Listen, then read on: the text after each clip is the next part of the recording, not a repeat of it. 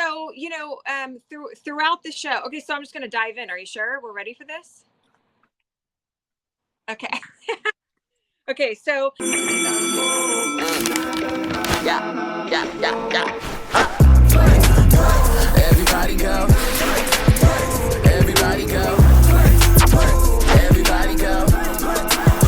Ain't gon' get a line, but it's better celebrate. Play it one time, you gon' play again and again. Come one, come all, from audition. TWIS is the winner. Ha!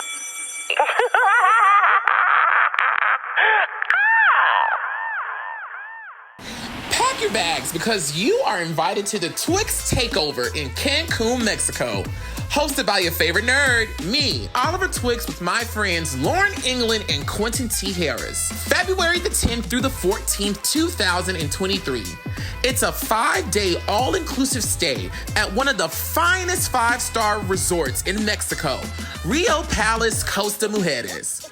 Treat yourself to a luxury stay with beach access, fine dining, unlimited drinks, on-site attractions, spa amenities, and daily activities hosted by the Power of Three, including a free masterclass on business, content creation, and marketing. And guess what? We're adding new co-hosts to the lineup. Gardini, aka Rick Rosa, and Burnland and J-Twan of We Were Born. That's right, Chasing Atlanta royalty will be in the building, with special guest appearances by Jay Moore and the cast of Chasing LA. And yes, everything is included. All you have to do is book your flight and show up. Now, it's only a $100 deposit to lock in the early bird rate. So do it now before the price goes up on July 22nd. Visit www.twixtrip.com. That's right, twixtrip.com now to book your package and for more details. See you there.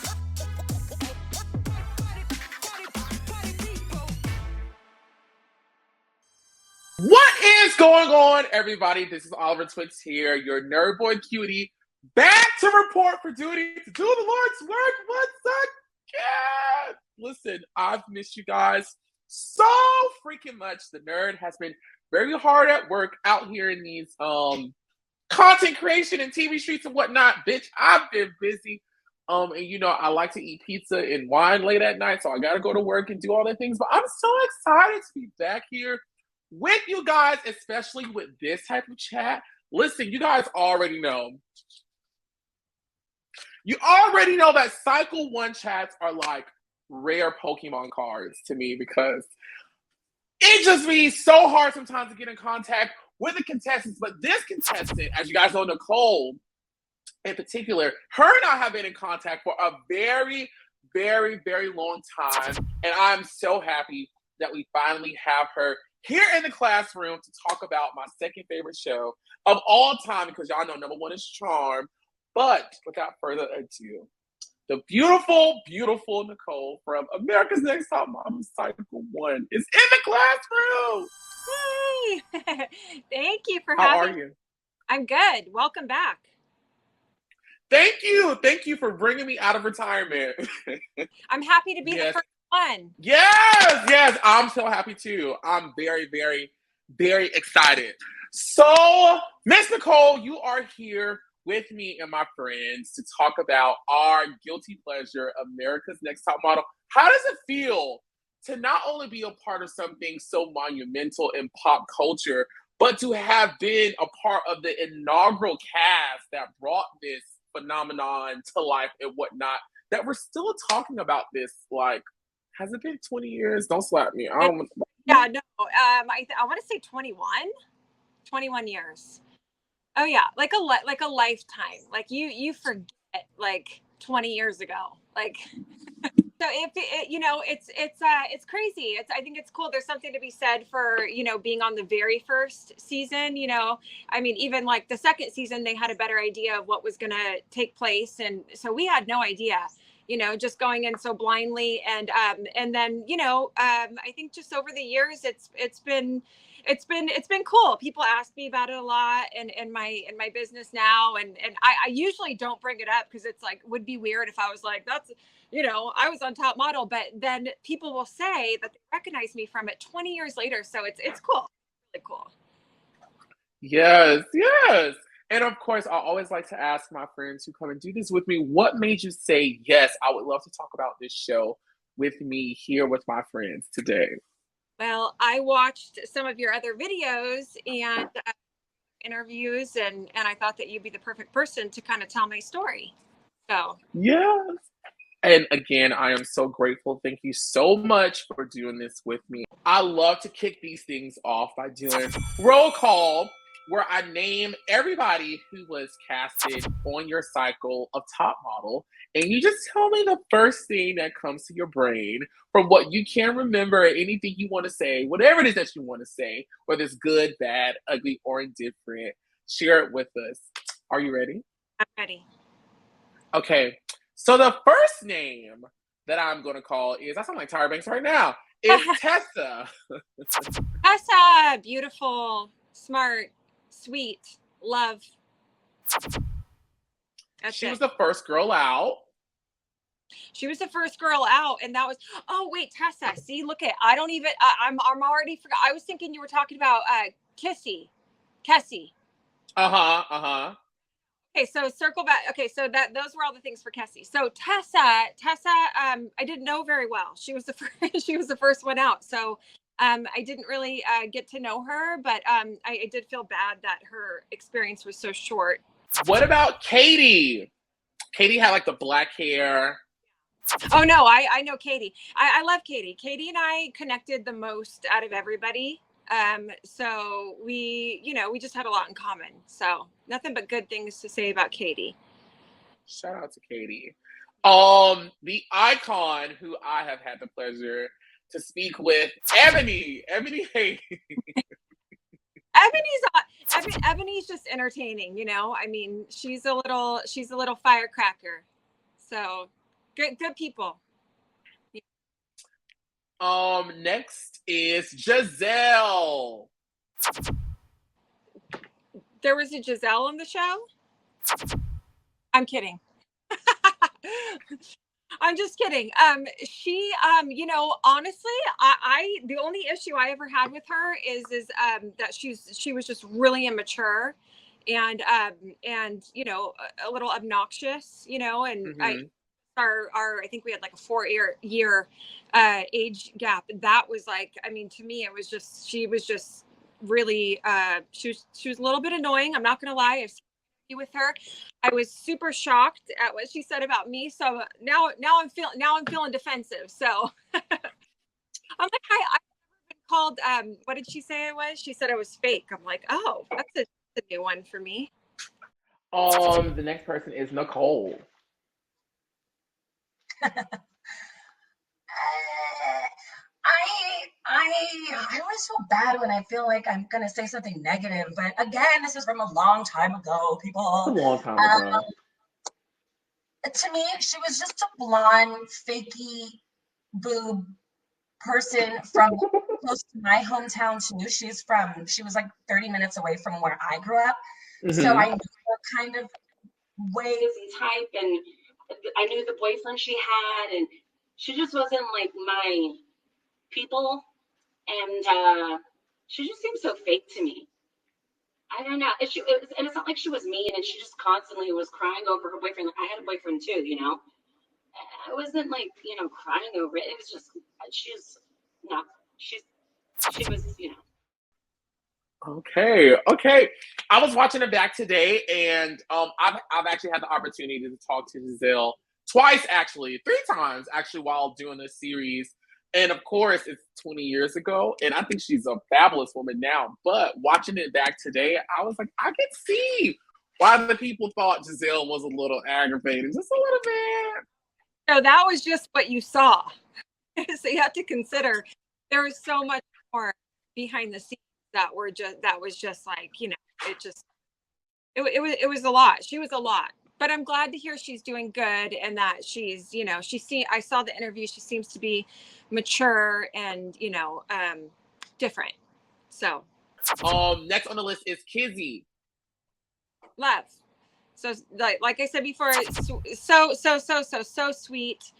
Beautiful. I really did like, she looked a lot like Tyra. I felt like, it was like her little sister. And she's just an amazing girl. Super sweet.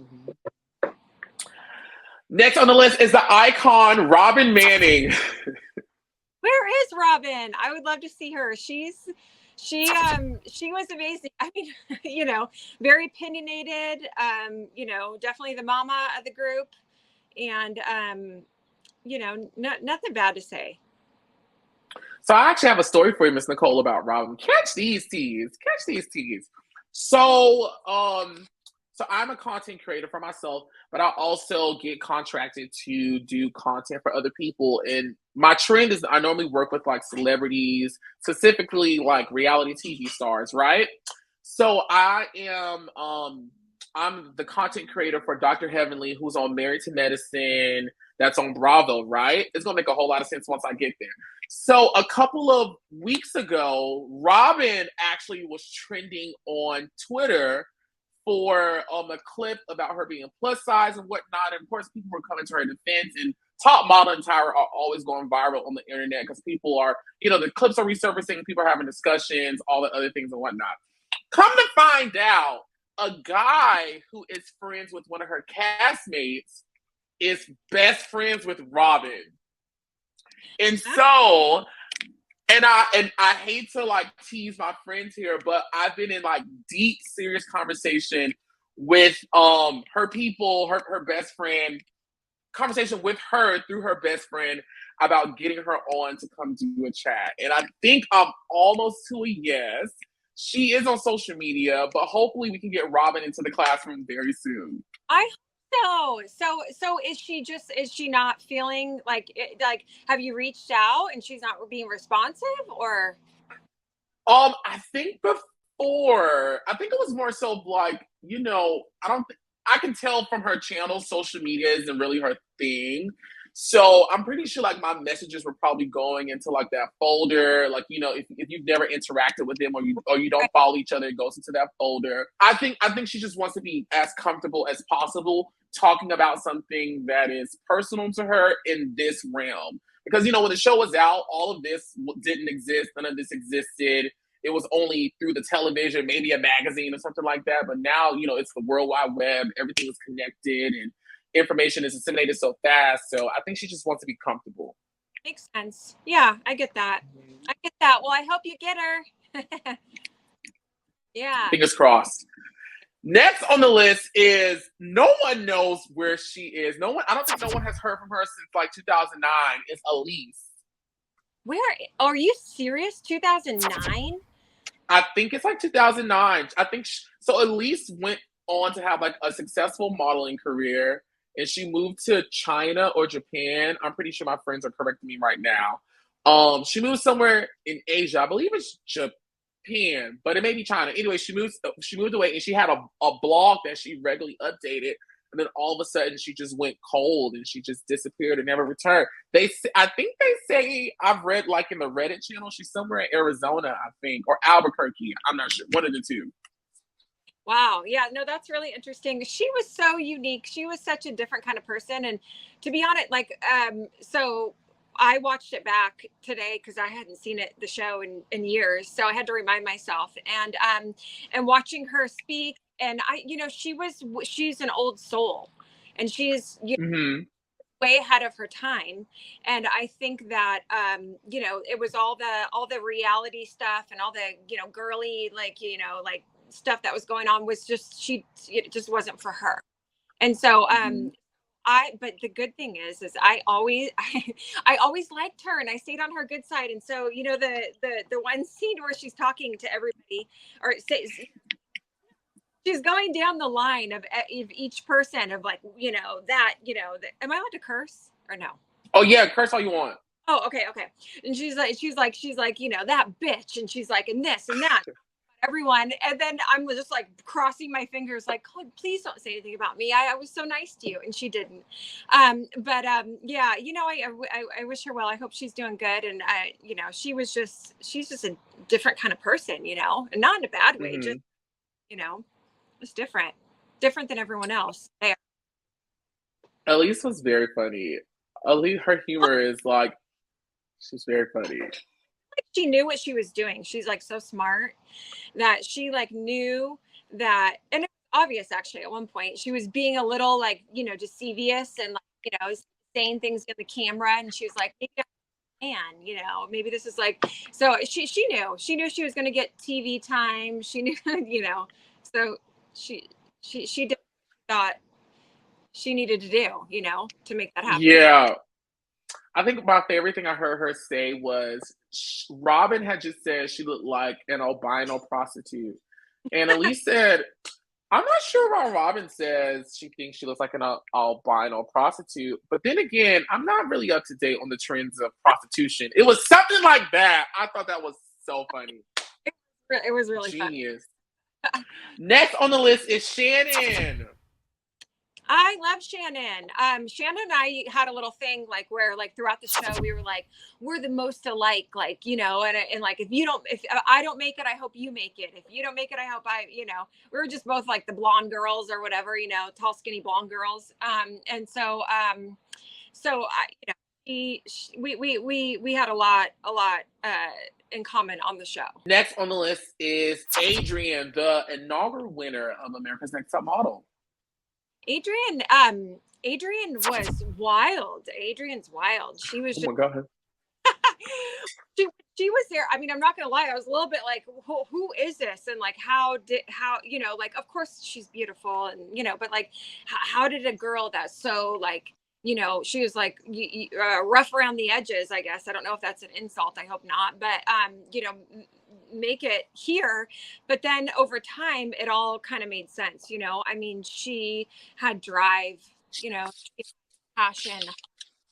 She wanted to be there, you know, and you could see that. And so, you know, I admire that. Yes, I was, of course, binge watching it today to prepare for this. And she, I feel like, represented what the original intent of the show was to really take someone from obscurity and, you know, tap into the star power of them and transform their lives.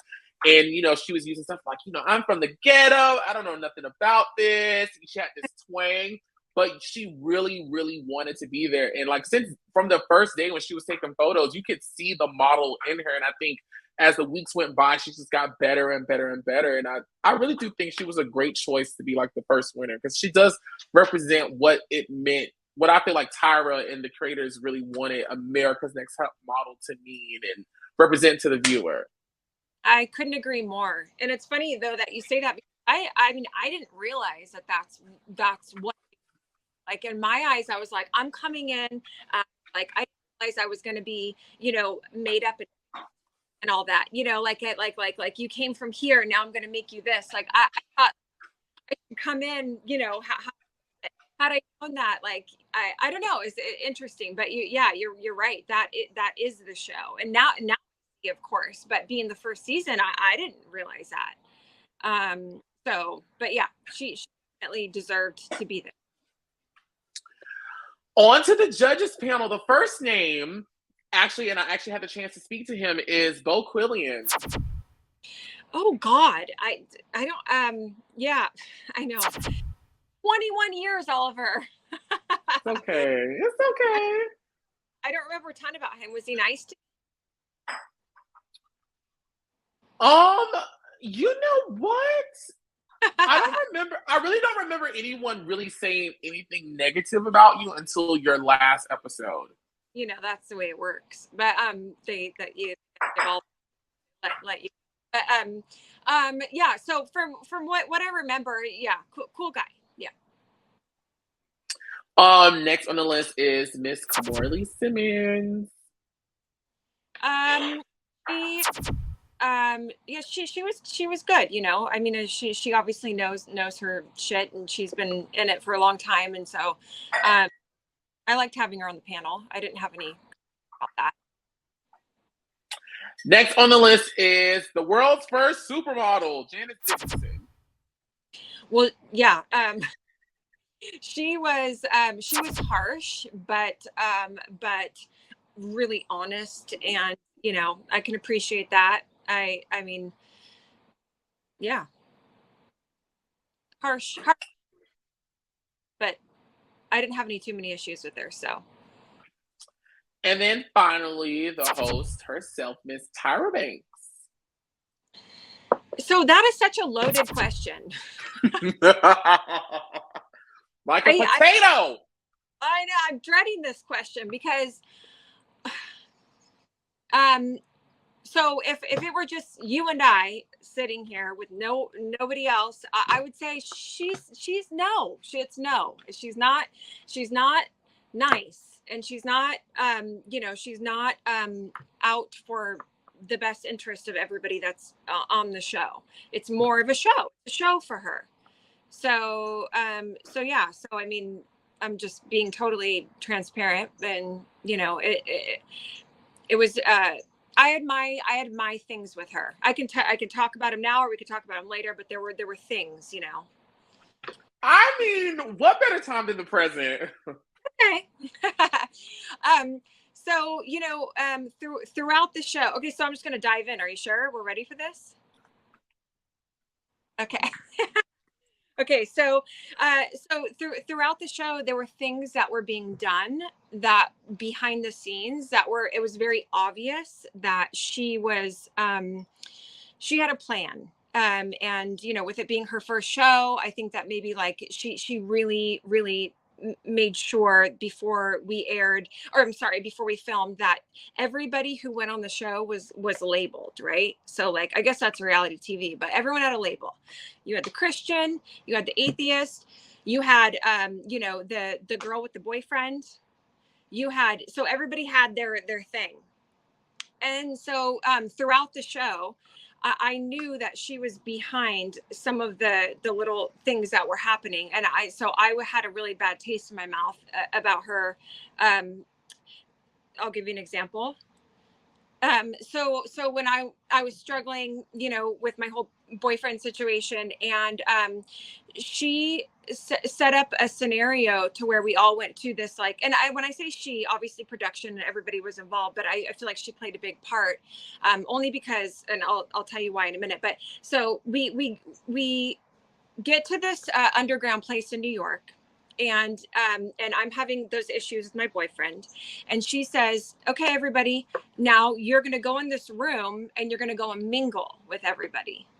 And so we're like, okay, we don't really know what it is. So we go downstairs in this basement type room in New York, and we walk in, and it's literally all men. So it's men, and they're all these men in their 20s, right? At that time, they were all in their 20s. So I'm like looking around, I'm thinking like, there's no women here. It's all men. There's no girls. There's no women. Like, so my wheels are turning, because I know reality TV, and I knew that I was having that struggle with my boyfriend. And I was thinking like, oh, this, like, I felt like it was a personal like thing. I felt like they had a plan, and the plan was to get me to this environment and mingle and chitty chat with all these guys, and flash back to my phone calls with my boyfriend, and then me at a club all like, ha ha ha, like, oh yeah, like, and so I was like, I'm not staying for this, so I'm gonna go. So I was defiant. So Tyra was not happy about that. So she called me, and I said, I'm sorry, I'm just not going in there. I feel like this is a little bit of a setup. You guys know my situation, and I feel like I know what you guys are doing. And she was like really pissed off. So after that was like maybe the first or second week. After that, she was not nice to me. She did not like me. She could tell she didn't want me there. You could tell she was making personal calls to me through production, saying, tell Nicole, blah, blah, blah. And then she would get on the phone and say, if you're not going to be a part of this, and you're not going to, but the bottom line is when being the first season and not really knowing what to expect, I genuinely thought that I was going on a show to become a supermodel, and that just wasn't the case. It was a reality TV show, which I should have known. But there were little setups here and there all throughout the filming, and I felt it, and I'm not stupid, and I knew right away. So I opted out of them, and They didn't like me for that. Now, Miss Nicole, thank you so much for that. Now, I don't remember seeing on the show you guys interact with a room full of guys. Did I miss that? And I do have some of my friends, top model friends here watching live. Guys, did I miss that, or was that a scene that didn't make the final cut? It didn't make it because they didn't get what they wanted. I'm telling you, it was a whole plan. Not that I'm so special. It made a whole plan for me, but it definitely was in the plan. It was a plan. Let's get her in there. Let's get her ha-ha-haing, like laughing, giggling, like, oh yeah, I'll take a drink, like blah, blah, blah, blah. And I was like, yeah, I'm not doing that. I'm not going to be portrayed like that.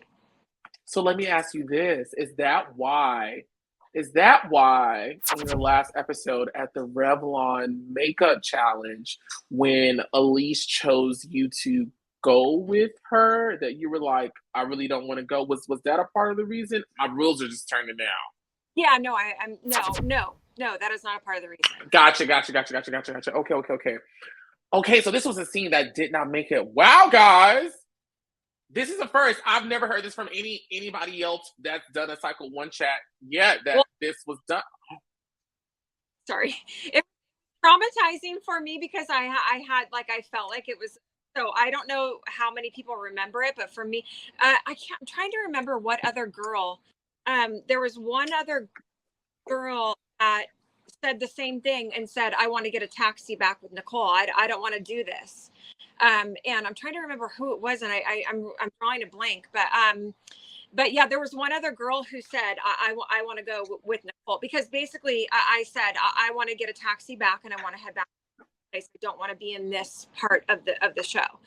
And so whatever girl that was, I wish I could remember, she came back with me and everyone else stayed, but they did not show any of that. Wowzers. Exclusive. Yeah. Okay.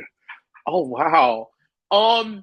Shout out to you. You just completed Top Model Roll Call. Yay! So now we're going to get into some of the questions that I wrote down while binge watching the cycle today. And I'm really excited because I feel like I really came up with some really good questions for you. Are you ready? Ready. Okay, so first of all, the show really, I feel like in the first episode, presented you as someone who was very serious and passionate about modeling. What made you audition for Top Model? How did you find out about it? And what made you say, I think this is something that I want to do? Uh-oh. Sorry. Oh, there she is. No, it's okay. So I was actually watching TV with my boyfriend, and the commercial, want to be on top, and it was a song. It was actually the song, and it was like, I want to be America's Next Top Model.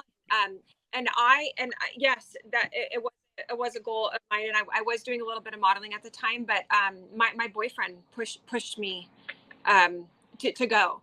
So I casting, and I stood in. There was a rainy day. I stood in line for I don't know, 6-7 hours, and I decided I was going to go. I was young, whatever. I decided I was going to go. I was going to leave because it was crazy. Like the line was wrapped around the building 2 times. Like, so I left.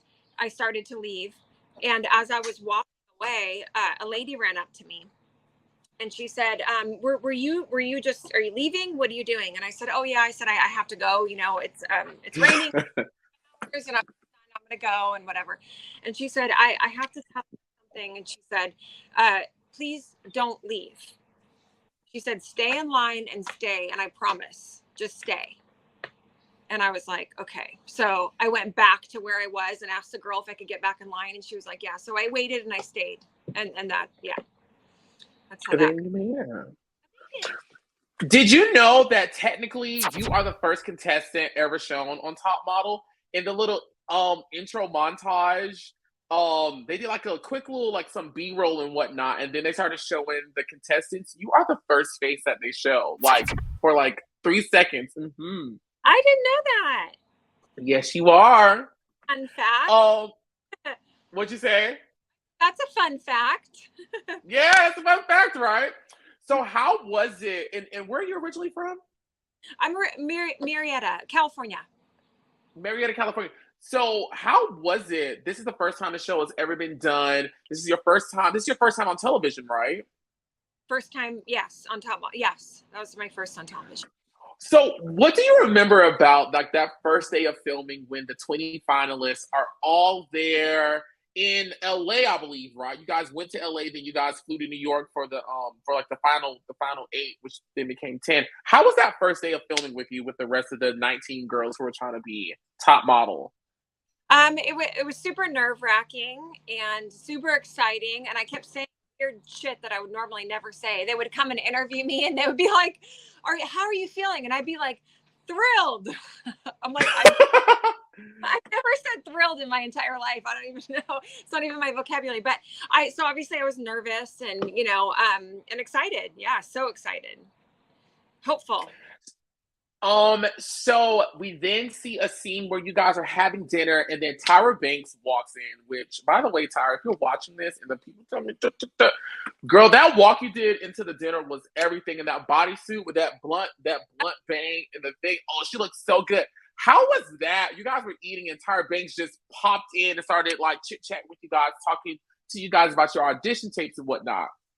That's when it was real. That's when it got real. Mm-hmm.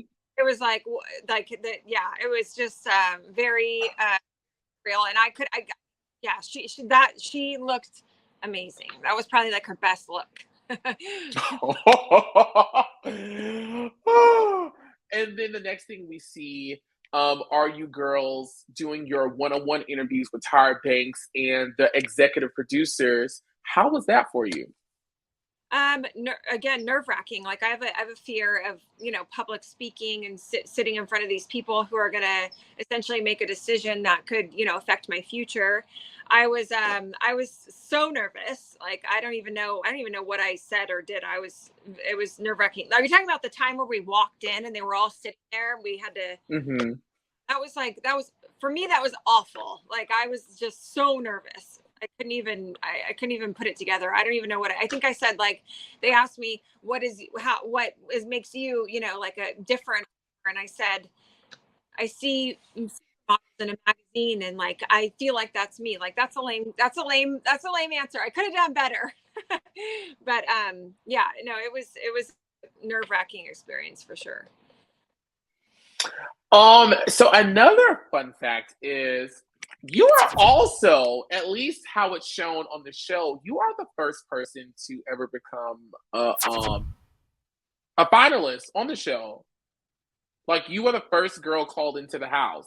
Oh yeah. Okay. Well, I was like, whew.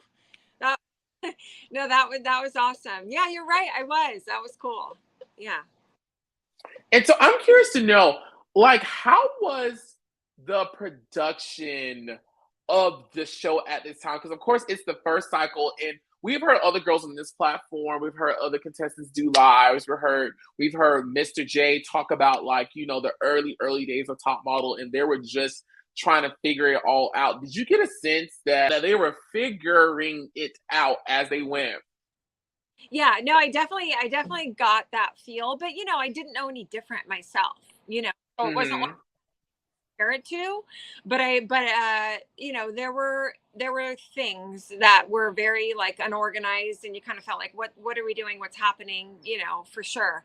There was a lot of, I think their goal, well, I don't think, I know their goal is good TV, right? So they were trying to get good TV by stirring the pot, so they would like pull you aside for an interview. And then that's when everything was just clicking for me. And I'm like, wow, like the reality is I am here on a reality show.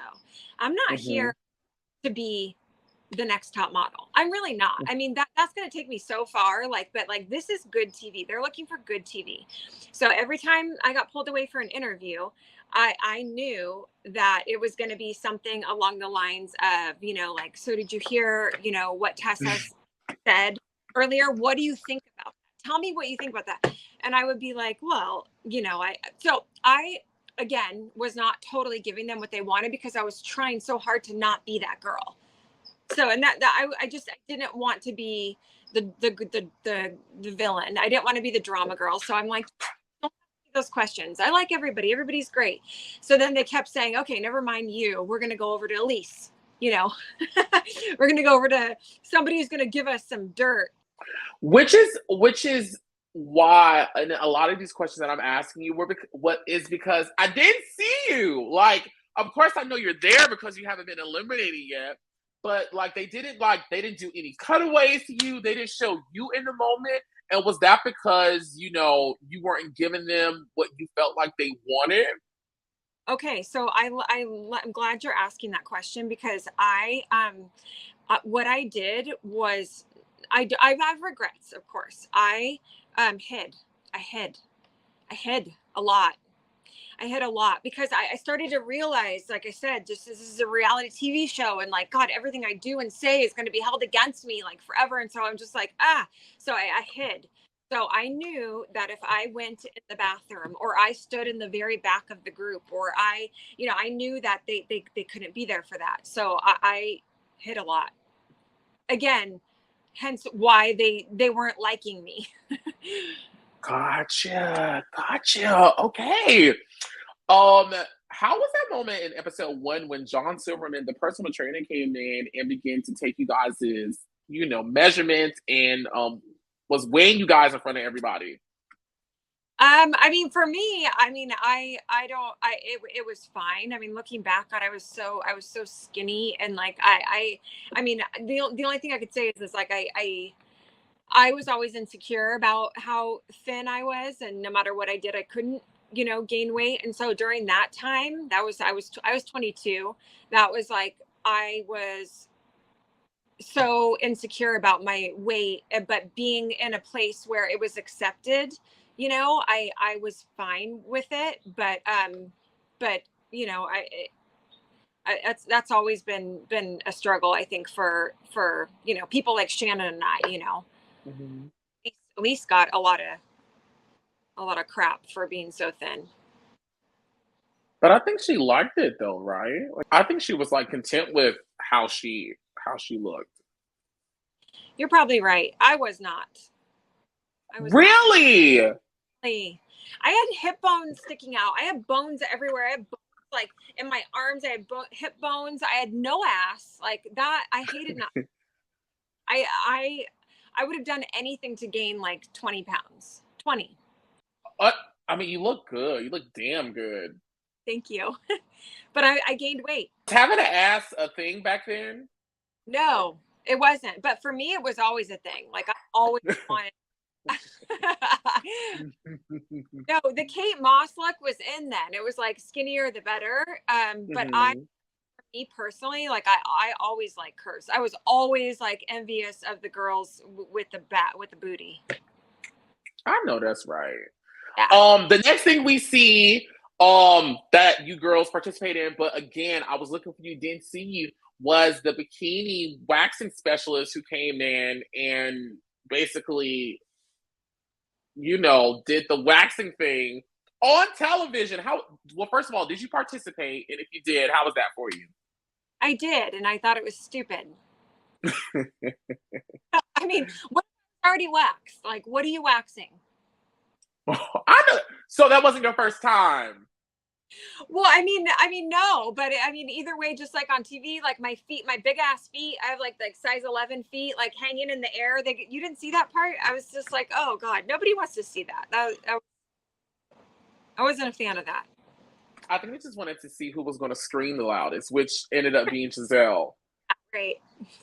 Drama. So then we go to you guys' first photo shoots. I want to know, do you have any comments on the 4 girls who relate to the first photo shoot? Robin, Shannon, Kizzy, and Ebony. Any comments on that? No, they were taking their sweet time. I mean, I wasn't in that group for a reason. No, that's right. At the first photo shoot, the photographers and their team considered it to be the coldest day in New York City. How was it posing in those skimpy bathing suits on top of this tall building in New York City again on the day that is being considered the coldest ever I think they said the coldest day in the year, whatever the hell they said. How was it? Freezing. It was freezing, and I again had zero fat on my body, so I was pretty damn cold. And again, the reality set in of like what we are here to do. Like this is not fun. This is just not like fun and games. Like this is like we're on a mission to win a contest, and they're gonna put you in situations because we didn't know. I mean, yes, it's a contest, but like, are you going to be facing us with things that like, we're going to be struggling with? Or are we just going to be doing runway shit? Like, who knows? I don't know. I didn't know. I don't think any of us did. So when we had that challenge, I was like, oh, okay.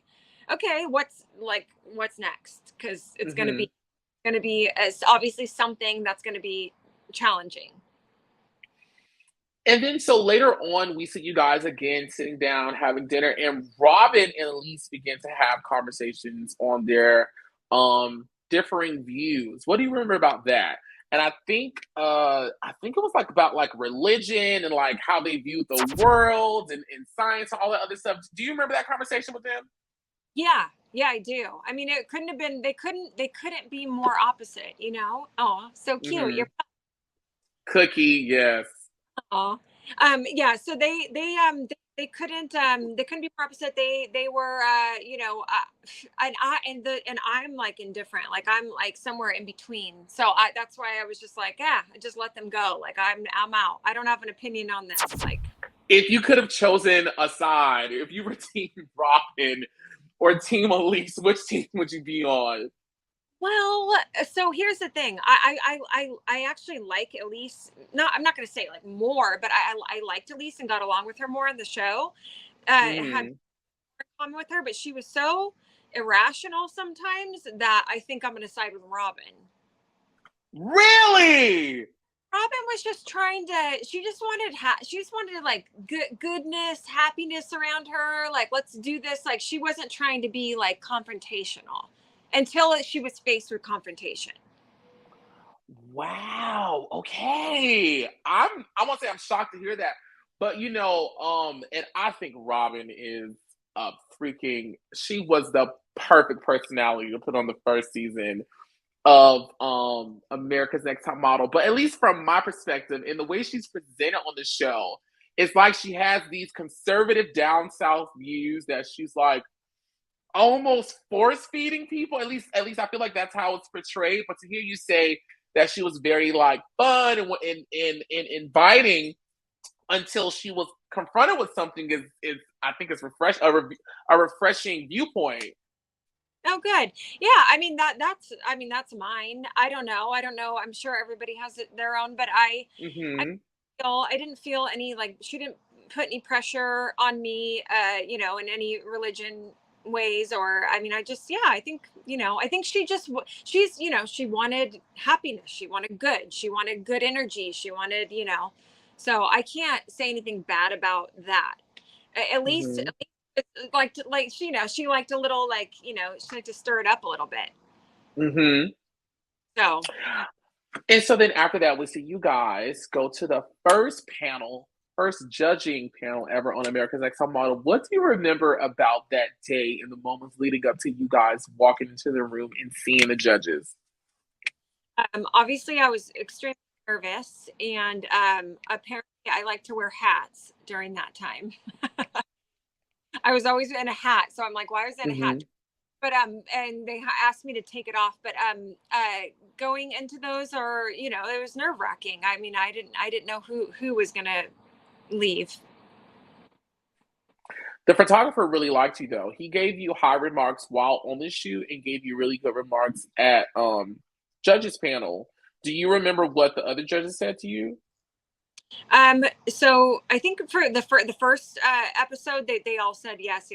Nicole's, yes on Nicole, and yes, the photographer was really complimentary and had nothing but good things to say. I thought I was on my way.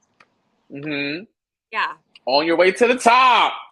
So then in the second episode, the icon still to this day, honestly, she's still iconing. Miss J. Alexander makes her top model debut as the show's runway coach, and she holds a session with you all on how to work the runway. How was that? Amazing. Have you like look at her legs? Are you kidding me? Like that is like next level. But you know, actually Miss J taught me something by when he was explaining who I am and what, you know, his opinion on me, and you know, saying that I have a quiet confidence was something that me my whole life, because I that's actually, that is me, and that is how I'd explain myself. And now, to this day, like my kids have that same quiet confidence, which you know, I'm proud of that. Beautiful. That is beautiful. Beautiful, beautiful. Even though you didn't win the challenge, you were invited to the studio to meet Wyclef Jean, where you guys were do-re-meing it up. How was that meeting a superstar at the time? A big artist at the time, and spending that kind of intimacy with him. It was so fun. That's like a memory. That's a big memory. It was so fun. I mean, we danced for like hours with him. I mean, when are you ever going to get that opportunity? And it was a really cool experience. I was just praying that he wouldn't ask me to sing. Ask us to sing. Like a doe, like I can do that, but like please don't ask me to sing. So so it just ended up being like more of a fun, laid back, like we could just kind of let our guards down and have a good time.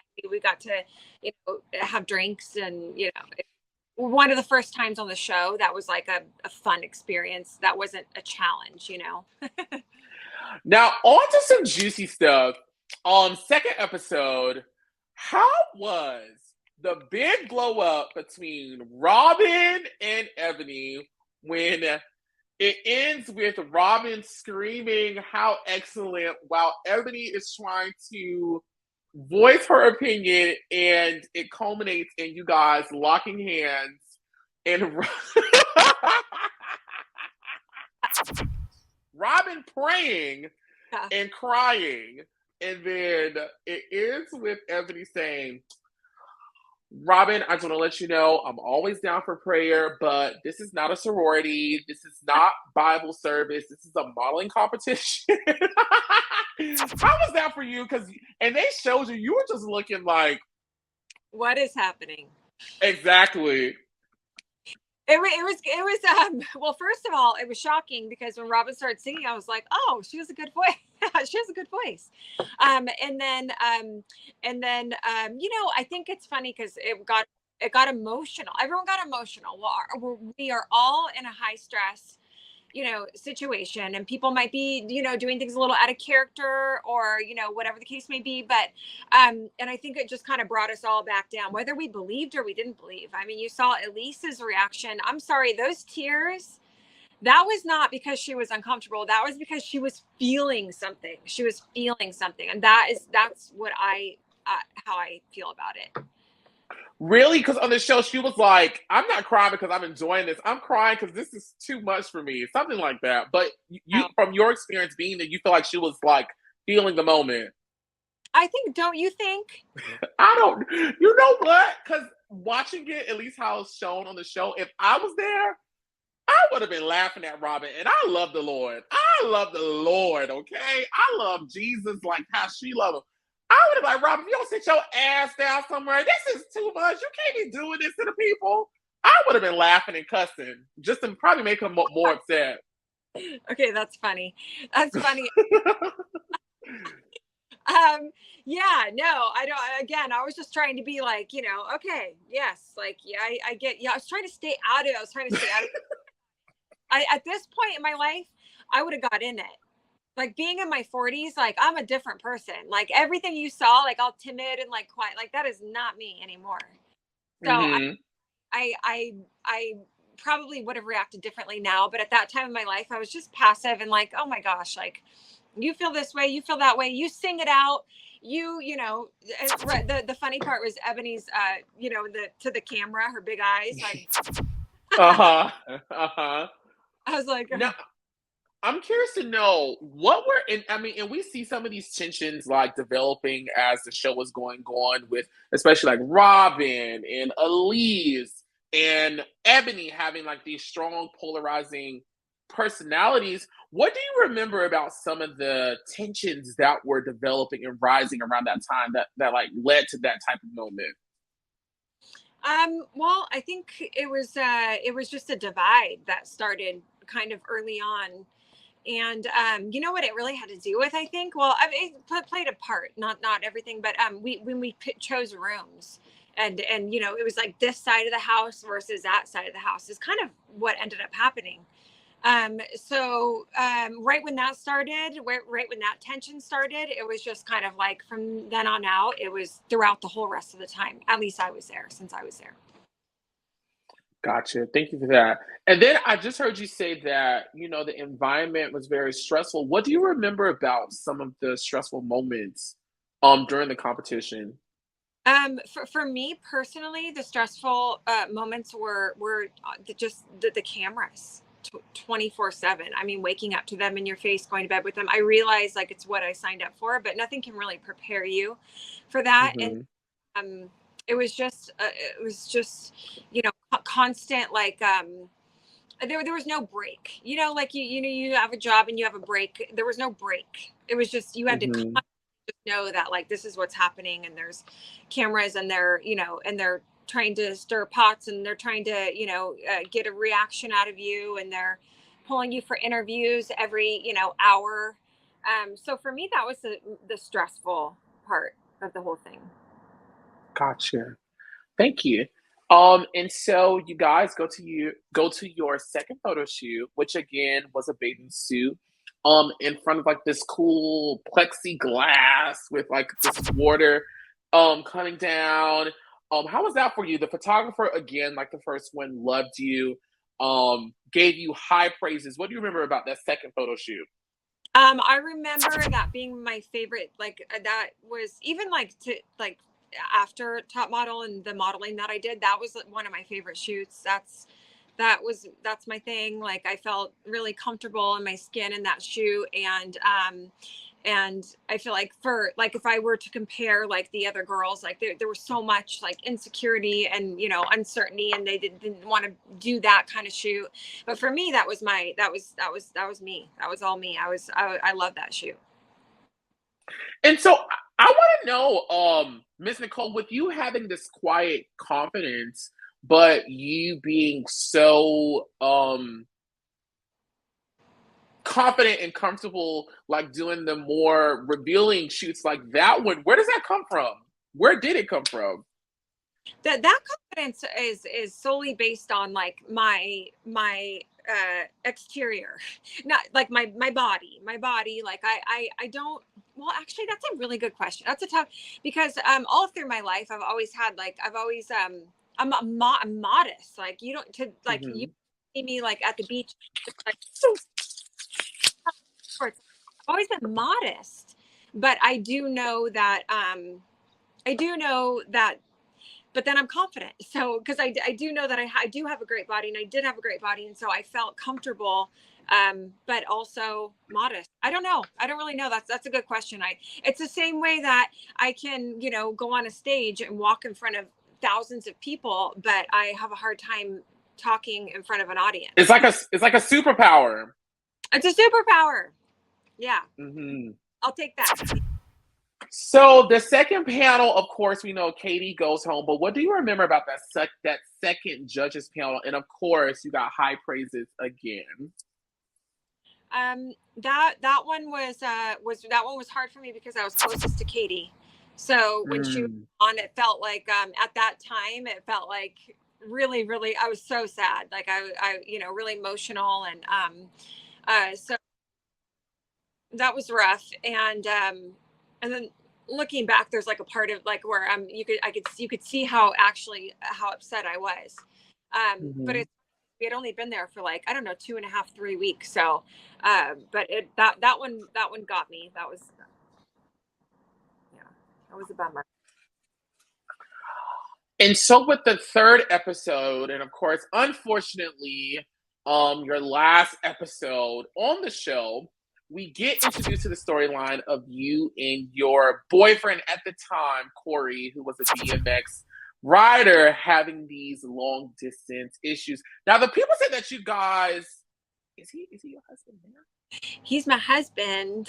I know that's right. Well, it all worked out. It worked out. Yeah. We've been together 22 years. The happiest I've ever been in my life right now.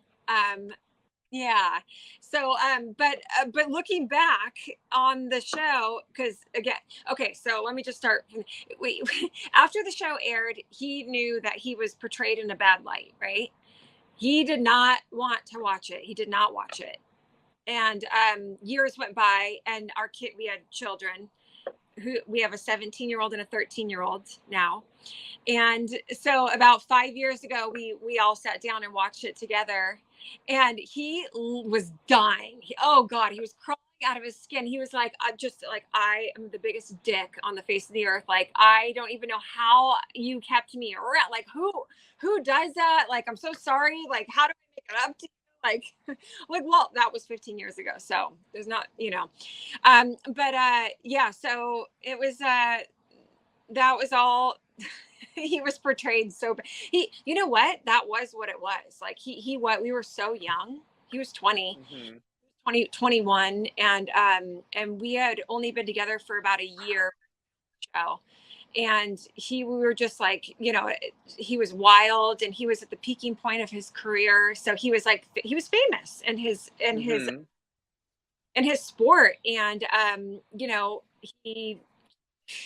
it wasn't important to him, at that time. And, but no, we made it through. And, like I said, happy ever. So I was going to have him come on. He's not here. I wanted you to see him. But he's not here. And I said, well, you need to pull over, because he's driving back from a long road trip. He still rides BMX. And he's an athlete. Oh, nice. Yeah. But he wasn't going to make it here in time. So, but gotcha. He wanted to say what an asshole he was. But you know what? At least he was an upstanding asshole, because he did something that most guys don't do, which is admit to when they're being an asshole. And he was like, well, what do you expect me to do? My girlfriend is in New York City around all of these hot guys. Wait. Exactly. Yes. It's all coming together.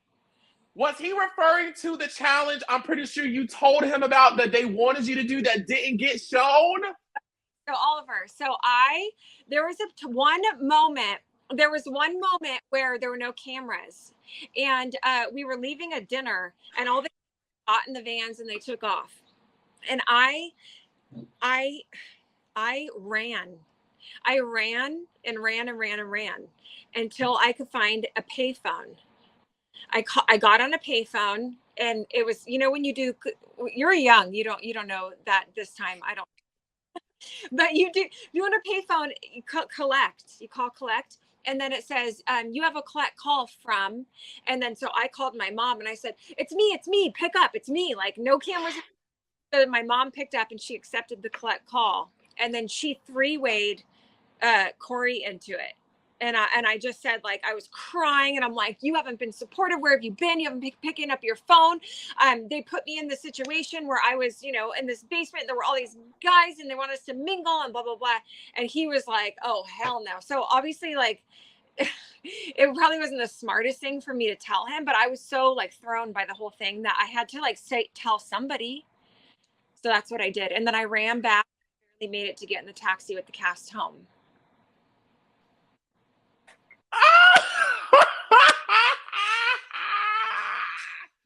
This is why I love doing these, because it begins to make sense. Because I remember him saying specifically that, how do you expect me to feel? You're surrounded by all these wowzers. Yes. Top model. God damn it. So at Makeovers, the show made it seem like you were being a big diva who did not want to, one, straighten her hair, or two, take out her $1,500 extensions. What was your experience during Makeovers? So my experience is I had a situation before I left for Top Model where the girl who did my hair had fried my left bleach on and literally fried my hair off, like all of my hair. And I actually went and got braids for like a few weeks to like, just like to that's for it. So I had braids in my hair. And then before I left, I had to get the braids out, obviously. So then I put the expensive at that time. Young, I paid for it, whatever. When I got there, again, I had no idea that it was going to be like, let's create a supermodel. I thought it was in, you're like a supermodel, and we're gonna like, put. I didn't realize it was going to be like we're going to do makeovers and things like that. So I didn't have anything to go off of. I didn't watch any other shows to know that. So I was so bummed when I found out they were taking out my extensions, and I couldn't hide it. It just was what it was. I spoke about it. I was vocal, probably annoying, but I was bummed. Yeah. And then I remember they were like, what you finally got, that wasn't the original idea they had for you. What was the original idea they had for you? You mean like the straightening? Oh, they wanted to take out all of my extensions that I had put in. So they wanted to literally like strip the extensions really hard. I mean, they were like glue bonds, like they would have had to. So that is the original plan, and I so much that they just trim the extensions and layer them instead. So then later we see Mr. J, which I think episode 3 was his debut with his black hair, introduced as Tyra Banks' personal makeup artist, and he kind of like reprimanded you for, I guess, giving the people a hard time during your makeovers. What do you remember about that moment? I mean, he was coming at me. He was just coming at me the whole time, and in the back of my head, I know what you need to do, in order to be successful in that industry. And I know if they want you to chop your hair, if they want you to shave your head, whatever they want you to do, if it's enough money and it's going to be, get you to where you want to go, that's just, you do it. So I knew that, but at the same time, like, I just was so uncertain, like, where I stood in the competition. And if I was going to go home, which that was me being skeptical, but if I was going to go home, I'm not taking out my extensions. I'm not doing all of those things. So that you want me to do. So that was me being immature. Okay. All right. Come on. Accountability. We love to see it. So then we see you guys participate in the Revlon challenge, again proctored by Mr. J, who of course says you need a practice. Do you remember anything special about that experience? I mean, but you mean the whole experience, like when I wasn't, you mean, or after, like with Elise? Oh no, I haven't gotten to after yet. Okay. I'm isolating. I'm isolating. So that experience, yeah, I mean, I'm horrible at makeup, like really bad. So I knew that that one was not gonna happen for me. So I got the glue, like lash glue, like hanging off, and I was like, okay, just pass me on up. Go to the next. How's your eyelash gluing skills now? Well, I think it's getting better. What do you think? Let me see. Let me see. I mean, girl, they look good to me. Okay, I'm trying. I think my daughter does. She should have done my makeup. She'll do my makeup. She's good. Oh, she's beautiful. I was of course, on your page, and you just post. She's like one of your first photos, right? Yeah. Like at the top. She's beautiful. She looks like. I mean, of course, she's your daughter, but she looks a lot like you. Oh, thank you. Lashes are like the hardest thing for me to do too. When when I like to get in my fantasy or whatnot, and I learned this like technique where I put the lash glue on, I let it get tacky, like almost dry, and then like I get a mirror and then I tilt my head up and look down, and I just boop, pop it right on. And then if I fuck it up, I'll just get some eyeliner and just draw over it in on the top of it, and then I'll get mascara and just go underneath it. And okay, I'm that. But you're actually saying that you put the lash glue on your eyelid or the lash? On the actual lash. Oh, I thought you were saying you put it on the eyelid. Okay, you put it on the lash and then you let it dry a little bit. Mm-hmm. I'll try that. I'm gonna try it.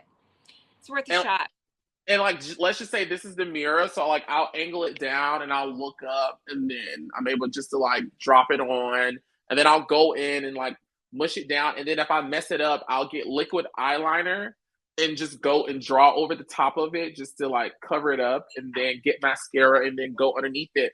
And I actually think I learned this from Mr. J, where you take the long bristle brush and like you like scoot it at the end to like color it in, and then you go up. Yeah. Okay, so I had him. So we learned something from him. So there's that.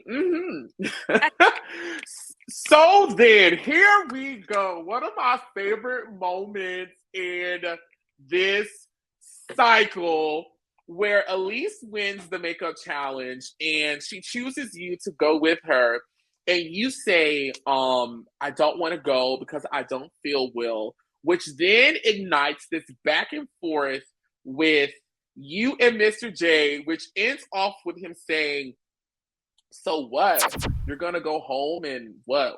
Work at Burger King or something? And you said, you know what? Okay, I'm done. And then Adrian, I'm like, Adrian, were you not just sitting next to them? Didn't you just hear a whole fucking explosion go off? And she's like, look at my lash. And you're like, don't talk to me. And she was like, oh my God. Tell us about that moment, please. Okay, first of all, Adrianne, are you kidding me? Read the room. Like that was like the worst time and that's why when I was just watching that little part today to try to remind myself of how it all went down, my daughter was standing there. She goes, "Mom, oh my God, you sound like a bitch." I'm like, no, she's like, that does not sound like you. I'm like, that, she caught me off guard. Literally right after that argument happened, Adrian's like, do my eyelashes look okay? I'm like, what? Timing. So, okay, so the honest truth to all this is that, I was pretty sick, the whole time I was there. If you watch it back and you see there's times where I'm deep breathing, and yes, I was hiding naturally, like I told you, but beside that, I was not feeling well. But when I got home, I found out that I was pregnant. So I ended up having, yeah. So I had a miscarriage, but yes, I was pregnant. Yeah. So 2 years later, we got pregnant with our son who's 17, but I was sick. I was like sick. Yeah. So I was pregnant. Yeah. Oh wow. Do you think, and listen, I've never been pregnant a day before in my life, okay? But do you think that you being pregnant and the hormones associated with all of that had an effect on you while you were filming the show? I mean, I'm sure it did. I mean, yeah. I mean, Mm-hmm. sure. Yeah, I was so early on in the pregnancy, but I was there were things that were a little bit out of character, but also I was so young. Mm-hmm. Yeah, it all made sense. And then when I got home and I found that out, it it just all made sense. And then I realized everything, it just happened the way it was supposed to happen. Like, imagine had I Mm-hmm. stayed, what would have happened then? And then what if I, like, who knows? There's a lot of what ifs. But yeah, I mean, I definitely think it all happened the way it was supposed to happen. Definitely, definitely. Oh, it's beautiful to hear you say that. So after that moment, we see you and Cory, of course, have this epic fight that they're literally like cutting in between the rest of the girls on the challenge and you at home on the phone with Cory that you already touched on. Anything else you want to add to that moment? And you were like, I don't have to deal with this. Yeah. And you're referring to like the conversations Cory and I had? Yeah, so and specifically it was the conversation that I referenced earlier where you were like, I've been trying to get in contact with you. It's been 6 days. I've been calling you back to back. And he's like, I'm being a jerk because you're far away with all of these guys and all of that. Anything that you want to add to that moment? I mean, you touched on it earlier, but anything else? Yeah. So what I would like to add to that is that if anyone who's smart and watches the show will see that it was one clip uh, in different outfits. So I mean, we're talking like a period of time, like over a month, right? I'm in a different outfit every time. hi babe, hi. It's very obvious that it was a long period of time that I was calling him. It wasn't like all in one day. You know what I mean? So, I mean, I didn't pay attention to your outfit. it was a month. It was a month. So we're talking like every missed call they put in 30 seconds. They So got me. they got They they got got me. everybody. So I know I always tell people that because people, and then, you know, right after it aired, everybody was like, wow, like, you know, like that's like, seems like toxic. Like you were, I mean, yes, obviously there were things about it. The truth of the matter is what you saw was, that was truly happening. But, and what, Wowzers, thank you for that little tidbit. So then we see you guys go to one of my favorite photo shoots of all time, honestly, in the entire show. You guys doing these beauty shoots, these beauty shots, excuse me, with reptiles, snakes. The photographer and Tyra did not seem as happy with you. Tyra was really complaining about the eyes, the facial expression. The photographer seemed like he was having a difficult time. What was your experience during that moment? What do you remember about that? I mean, well, so, you know, before you go on, they ask you your fears. That was the fear that I put on my sheet. So, you know, to have a shoot with that, with just, you know, the snake, I was terrified of that whole situation. And so doing it was like, I probably was not my best. And yeah, a blank stare, that was me being terrified. You know, you're not gonna, it was hard to get me to smile with my eyes when I was so scared. But you know, I think that whole shoot was something that I'm glad that I did, because I conquered a fear. But yeah, they definitely weren't super happy with. I was gonna say, but that, I think that was all leading up to, you know, what we're talking about, like with the, just like them not being happy with me. You know what I mean? Like they were just, I wasn't, you know, complying with everything, and so it got to a point where they're like, okay, she hates snakes. We're doing a snake shoot. Here you go. Oh, you know, let's pick it apart and let's make it so that she goes bye-bye, because we want to carry on with the people who are more actively participating. I mean, because I feel like in an alternate universe, you're actually the winner of the first cycle because, you know, based off your look, they really liked your look the first couple episodes. You had great photos. The photographers loved you. I actually really like your snake photo. I think your snake photo is better than maybe like it's better than Kizzy's. It's better than Kizzy's. It's better. Who else? It wasn't the worst. It was definitely not the worst. I feel like it was one of the best. Honestly, I really like the red lipstick and the mole. I like the way they teased your hair out. But I'm pretty, at least to me, and I'm pretty sure to the people at that time, your elimination was pretty shocking because out of all of the girls, I would say probably besides Ebony, maybe you and Ebony probably neck and neck in terms of the look. You guys look the most like models, like supermodels. Well, thank you. I really appreciate that. And I definitely felt like I was going to make it a lot further than I did. But you know, looking back, I now know the reasons why. It all just made sense, you know. So Mm-hmm. a show that was solely about being, you know, a top model. I'd like to think that I would have gotten a lot further, but it was not that. It was a reality show. And I think that had something to do with my early elimination. Gotcha. And so we go to your final judging, or what becomes your final judging. What do you remember about that last panel?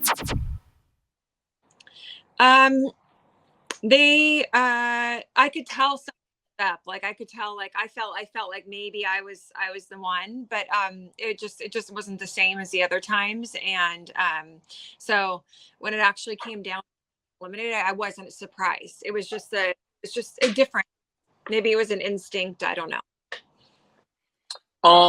Remember you guys had that makeup challenge where you guys had to copy Tyra's makeup that Jay had done.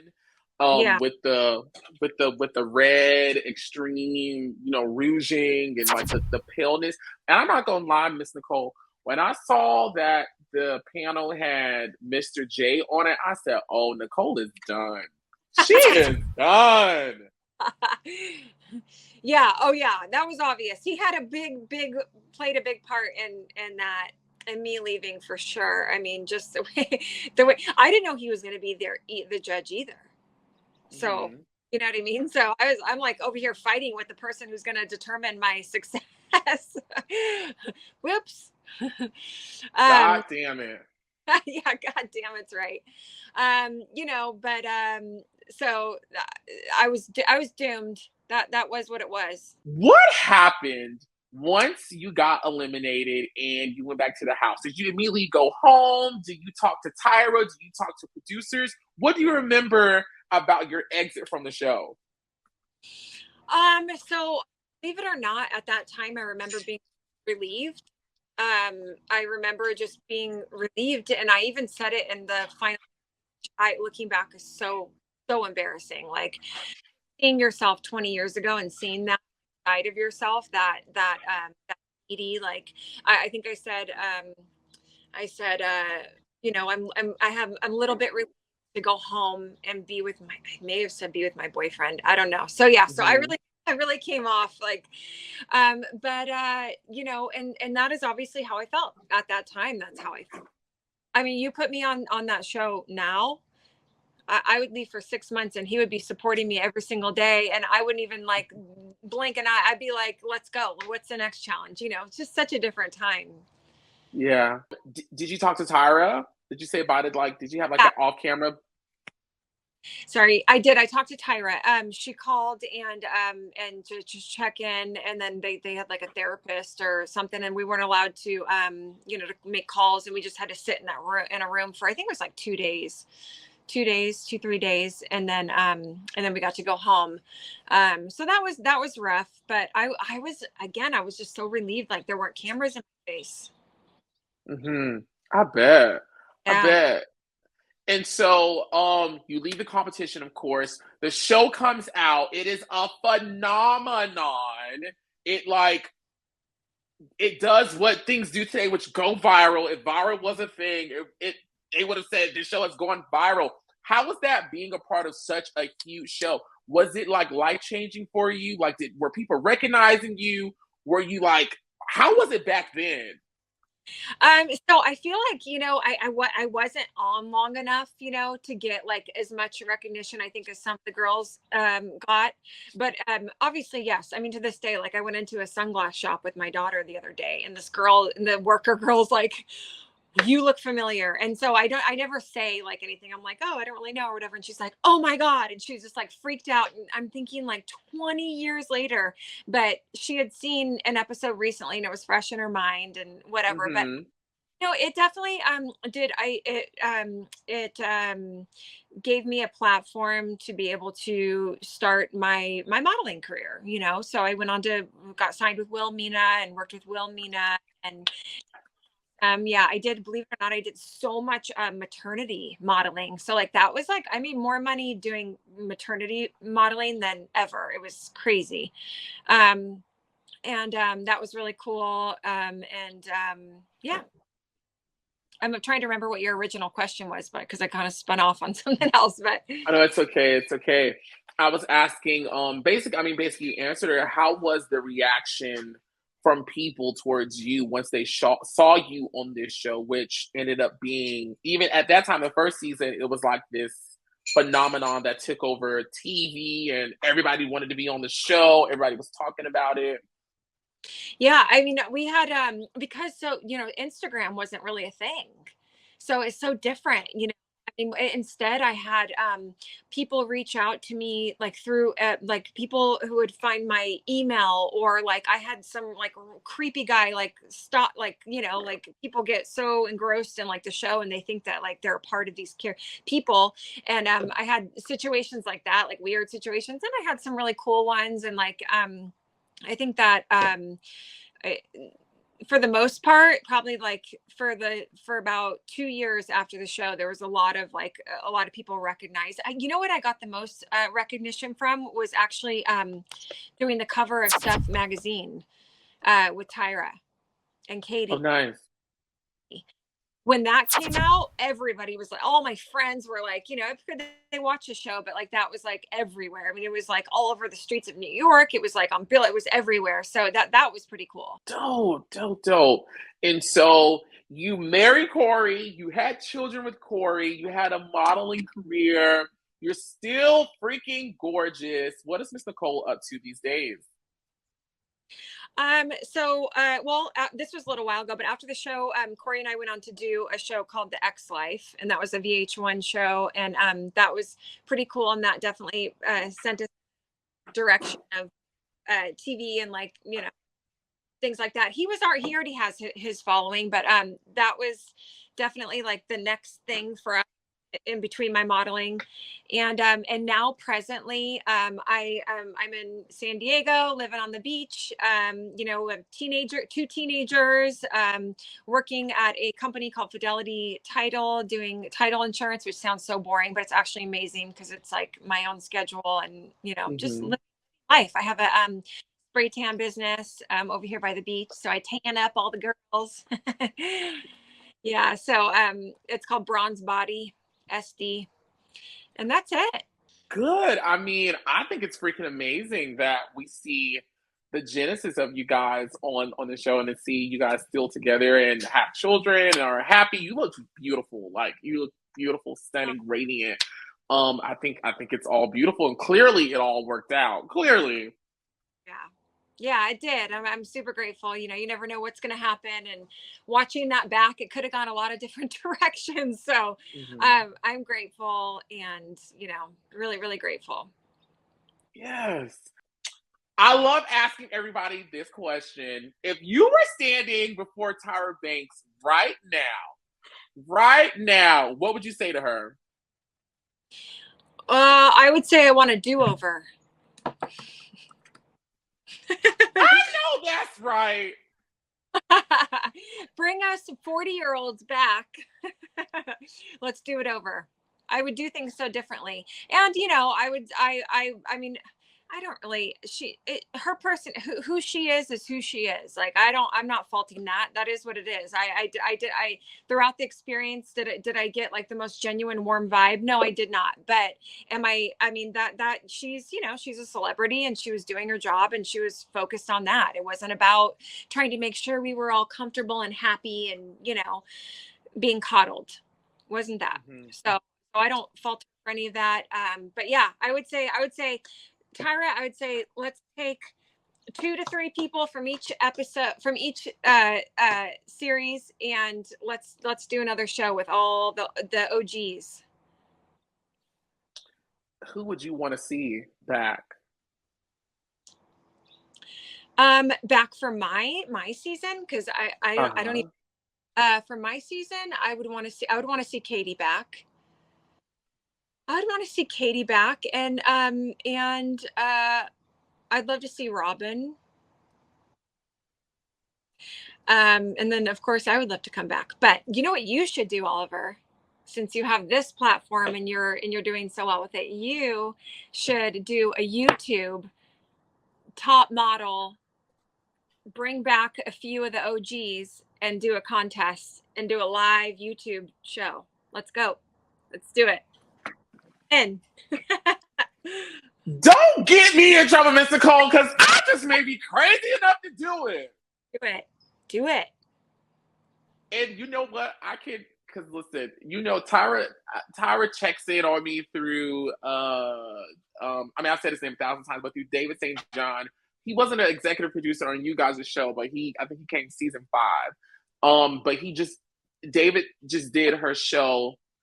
Tyra had Oliver Use Your Words. David St. John just executively produced. It was a show about drag kids. I don't know the right title, but that was actually Tyra's show that he went and did. And he said that she asked about me. And so, you know what? I just may get on the phone and call David and say, David! Nicole said, if anyone could do it, you could do it. Okay, listen, don't, because I just made two. We have one question here from Koki Say Cozy, who is asking, what photo shoot do you wish you did on your cycle? So after you left, they did a commercial, which I love. They did a dance action photo. They went to Paris and took photos with the black and white photos with the guys, and they did the nude photo shoot. I mean, I don't want to sound crazy, but I would probably like to do the nude one, or the I like the one the athletic one, who had the football stuff on, and they're like in the air. I would want to do that one. Anything you want to say to put a nice bow on this before I let you go? No, I mean, I'm really grateful for the experience that I had on Top Model. And I think that it definitely, I think that I learned a lot about myself, and most people don't get to experience watching themselves back 20 years ago. So to be able to do that and just see how much I've grown, is really satisfying, and, makes me feel accomplished and happy with where I am right now. And I am glad that you're doing this, what you're doing, because I think that, it's such a cool, way for people to get an idea of what really happened, and so thank you for having me on, and so fun, and you're amazing. Thank you. No, thank you. It's you guys who make this possible. And I know I've been gone, but I was so happy that you are my reintroduction back to doing this. Because like I said earlier, we've been talking for months. Maybe over a year, just maybe, if I look at the timestamp. But it was really a pleasure speaking to you. And I'm so grateful that you decided to chat with me and share your story. Yay. Thank you. So Cory just got home. Should I bring him on real quick? Come on, Cory. Come on. This is so amazing. Here. Okay. Hello. Hello, mate. Don't talk like that. Over, you speak. Cory's in the house. What's going on? What's good? Cory, you can't be doing that stuff to women like me. You gotta come. You can't be doing that type of stuff. I swear he had his shirt off already. I didn't tell him to take it off. Cory, we were talking about you earlier, about you and your wife's phone conversation. Anything you want to say? And I want to say, I said earlier, you know what, Cory? Guys like to be assholes, but Cory is an upstanding asshole, because most at the time, I'm pretty sure you're amazing. Clearly, you kept her for over 2 decades, but most guys don't like to admit to their woman friends when they do wrong. And you said, listen, babe, you're all the way in New York around all these hot guys. How do you expect me to act right now? Anything you want to say about your Top Model cameo, phone booth cameos? Man, that was 20 years ago, and here we are, happier than ever. And it's just crazy that she had this just to see where we're at now, kind of like touch base, see where we're at now. And it's good because like most people probably thought we wouldn't be together, and have 2 kids. One of our kids is 17. I'm sure she told you, but you got to go through, we were super young and immature. She was going that way. I was going this way. We were life was just hitting us with all this distraction, and we were just young, and I loved her so much, and she loved me so much. And we had that whole thing, but it made us stronger over the years. We just got closer and closer and closer. And then, anything, that was done to each other just made us stronger.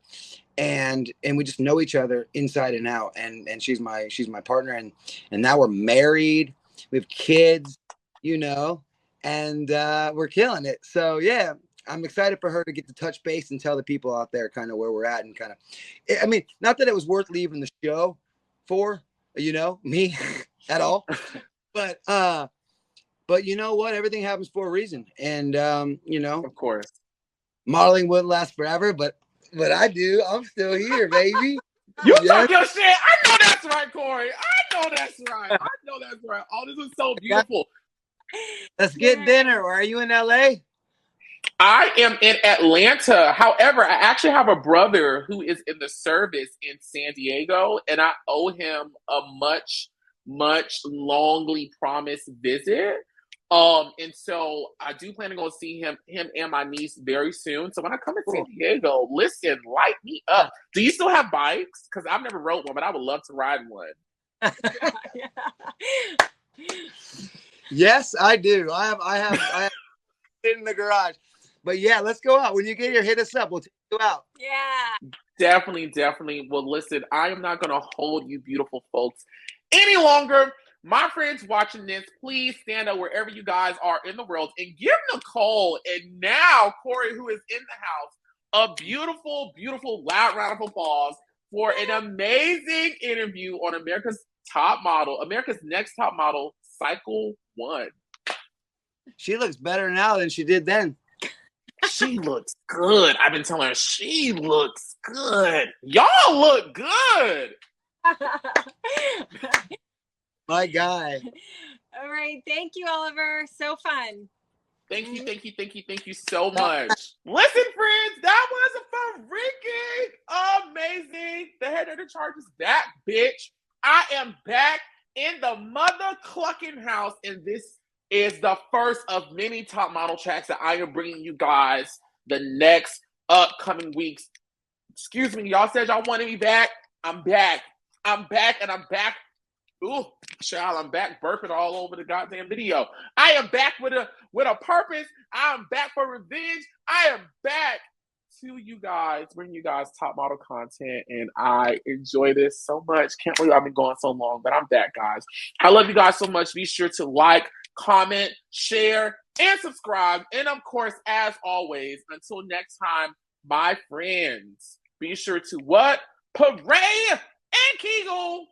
Good night. Come on, come on, CWIST,